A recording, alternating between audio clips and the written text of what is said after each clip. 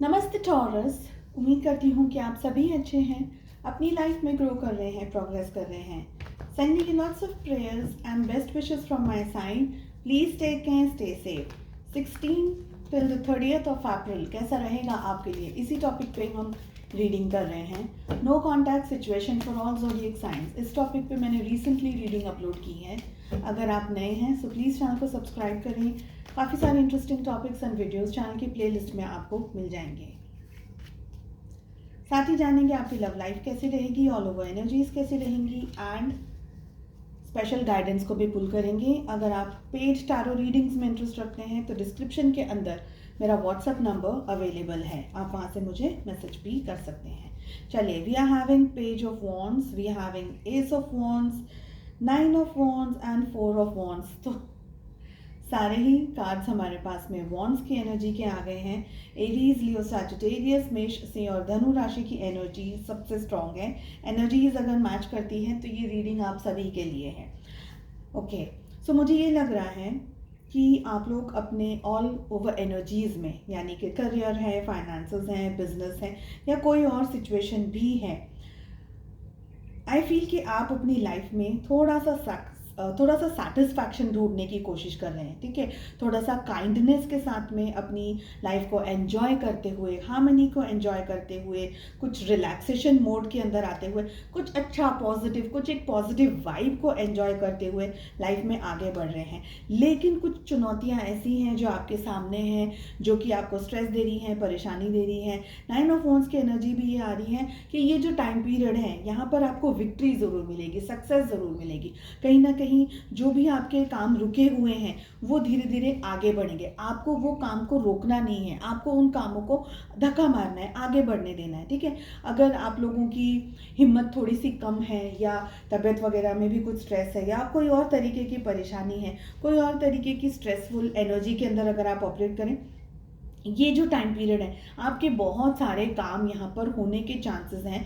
मुझे साथ में ये भी लग रहा है कि आपको एक मेच्योर्ड एनर्जी के अंदर रहना होगा, मेच्योर्ड तरीके से आपको डिसीजंस लेने होंगे। ठीक है, साथ ही मुझे लग रहा है कि कोई नया काम आप शुरू कर सकते हैं, कोई नई एनर्जी को आप अपनी लाइफ में लेकर के आ सकते हैं। कोई नया जॉब आ गया, आपको किसी नए पर्सन की आपकी लाइफ में एंट्री हो गई, या किसी जगह पर आपको या तो कोई इंक्रीमेंट मिल गया या कोई अच्छी पॉजिटिव बात आपके सामने आ रही हो, ये एनर्जी भी मुझे दिख रही है। साथ ही मुझे ये लग रहा है कि आपको वो जो ब्लेसिंग्स आपके साथ में आ रहे हैं, आपके सामने आ रहे हैं, उनको आपको ब्लॉक नहीं करना है, उनको आपको कंप्लीट करना है। ठीक है, तो आपको उस मेच्योर्ड एनर्जीज के अंदर, आपको पॉजिटिव एनर्जीज के अंदर रहना ज़रूरी है।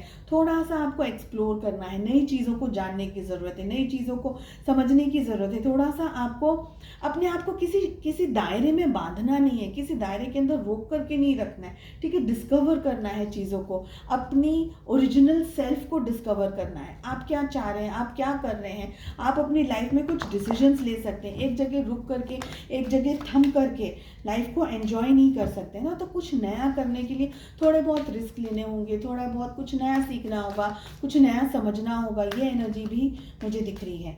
चलिए, लव लाइफ कैसी रहेगी इस टॉपिक पे भी बात कर लेते हैं। 2 कार्ड्स हम पुल करेंगे आपकी एनर्जी के लिए। We are having justice, ace of cups, आपके पार्टनर की एनर्जी आ रही है। पेज ऑफ वॉन्ड्स, वापस पेज ऑफ वॉन्ड्स का कार्ड आया है। शफलिंग के टाइम पे भी ये वाला कार्ड मेरे सामने गिरा था। ठीक है, सो पेज ऑफ वॉन्ड्स की एनर्जी आप लोगों के लिए बहुत ज़्यादा स्ट्रॉन्ग है यहाँ पर टॉरस। अगर ज़ोडिएक साइंस की बात करूँ मैं, तो हमारे पास में जेमिनी, लिब्रा, एक्वेरियस, मिथुन, तुला, कुंभ राशि की एनर्जी स्ट्रॉन्ग आ रही है। एरीज की एनर्जी स्ट्रॉन्ग हमारे पास आ रही है। लिब्रा की एनर्जी स्ट्रॉन्ग हमारे पास आ रही है। एरीज, लियो, सैजिटेरियस, मेष, सिंह और धनु राशि की energy and we have Cancer, Scorpio, Pisces, कर्क, वृश्चिक और मीन राशि की एनर्जी स्ट्रॉन्ग आ रही है। आप अपने इस रिलेशनशिप में अभी यहाँ पर 2 बातें हैं, अपनी लाइफ के सिचुएशन के हिसाब से उसको लीजिएगा। पहली बात, ऐसा हो सकता है कि आपके जो स्पाउस हैं, आपके हस्बैंड या वाइफ के साथ में आप डाइवोर्स लेने के बारे में सोच रहे हैं या उनसे डाइवोर्स ले चुके हैं, ऐसी भी एनर्जी दिख रही है। या कहीं ना कहीं आप दोनों के बीच में रिलेशनशिप्स में डाइवोर्स जैसे शब्दों को यूज़ किया जा रहा हो। ठीक है, सेकंड एनर्जी ये भी आ रही है कि एक समय, एक टाइम पीरियड हो गया है आप दोनों के बीच में ये सारी बातें चलते हुए, पर अब समझौते की एनर्जी भी आ रही है। कहीं ना कहीं आप अपने पार्टनर के साथ समझौता करना चाह रहे हैं। बच्चों के लिए हो सकता है, घर परिवार के लिए हो सकता है, सोसाइटी के लिए, खुद के लिए भी हो सकता है। ठीक है, तो ये एनर्जी भी दिख रही है। बहुत कम लोगों के लिए ये दिख रहा है मुझे यहाँ पर कि आपकी लव लाइफ के अंदर कोई एक नया पर्सन अब आ रहा हो। तो आपका किसी से डाइवोर्स हो गया हो, या आप अलग हो गए हैं, लॉन्ग डिस्टेंस रिलेशनशिप था, या हस्बैंड एंड वाइफ का रिलेशनशिप था, जो भी एनर्जी है, लेकिन ऐसा हो सकता है कि आपकी लाइफ में कोई एक नया पर्सन आ रहा हो। ठीक है, तो 3 एनर्जीज दिख रही हैं। साथ ही मुझे ये भी लग रहा है आपके पार्टनर की एनर्जीज है ना, आपके पार्टनर बहुत ही ज़्यादा रिजिड एनर्जीज में ऑपरेट कर रहे हैं। पेज ऑफ वॉन्ड्स के साथ साथ एम्परर की एनर्जी आ रही है। आपको समझना नहीं, कम समझना, आपके बारे में बहुत ज़्यादा बातों को लेकर के कैलकुलेटिव, एकदम उनकी सोच बहुत ज़्यादा कैलकुलेटिव है। ऐसा नहीं तो ऐसा ही करेंगे, ऐसा ही होगा, बिल्कुल भी झुक करके, समझौता करके या किसी और तरीके की चीज़ों को अपनी तरफ अट्रैक्ट ना करके, जो भी है आप झुकने के लिए रेडी हैं, आप समझौता करने के लिए रेडी हैं, तो इसमें भी वो अपनी शान समझते हैं, या ये शान समझती है, ये सोच करके कि देखा मेरी वजह से तो ये है, मेरी वजह से तो वो है। तो कहीं ना कहीं ये भी हो सकता है कि आपको उनका बिहेवियर पसंद नहीं आ रहा, उनकी सोच समझ पसंद नहीं आ रही है, उनके साथ का जो व्यवहार है वो पसंद नहीं आ रहा है। आपके पर्सन बहुत ही इमेच्योर्ड एनर्जीज के अंदर ऑपरेट कर रहे हैं, एकदम मेजर डिसीजंस लेने हैं, मेजर चीज़ों के बारे में सोचना है, जिसकी वजह से आपका प्रेजेंट, पास्ट और फ्यूचर भी बदल सकता है।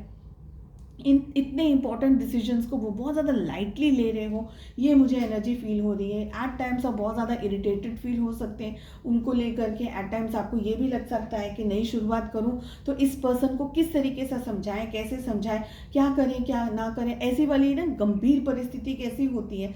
आपको डर है रिलेशनशिप के अंदर बिट्रेयल का, धोखे का, चीटिंग का, पहले भी हो चुका है कितनी बार। आपको ये भी लगा है कि पहले माफ़ कर दिया, कहीं वापस वही की वही एनर्जी मेरे साथ घूमती ना रह जाए, तो ये भी डर है आपको।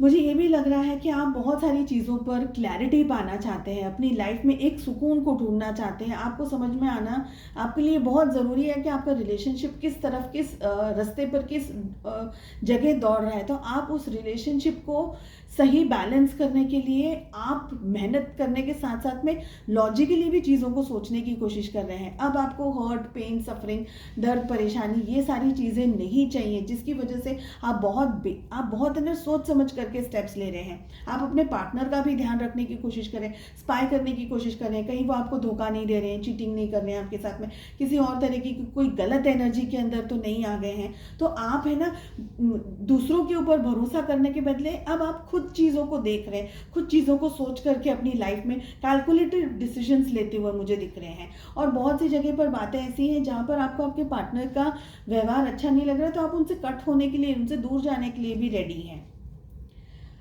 स्पेशल मैसेज आपके लिए आया है, when I have overshared I simply say wait why am I talking. सबसे ज़्यादा ध्यान रखना है आप क्या कितनी बातें कर रहे हैं, अपनी कितनी इन्फॉर्मेशन किसी को दे रहे हैं, ज़रूरत से ज़्यादा इन्फॉर्मेशन दे रहे हैं। आपको ये ध्यान रखना है, ज़रूरी है कि आपको जितना बोलने की ज़रूरत है या जितना अपने बारे में बताने की ज़रूरत है, बस उतना ही बोलना है। आपको लगता है अगर आपने ज़्यादा बात कर ली है, you will have to stop. चलिए, उम्मीद करती हूँ आपको रीडिंग पसंद आए। Wish you all the best. मिलते हैं नेक्स्ट रीडिंग में। Take care, bye bye.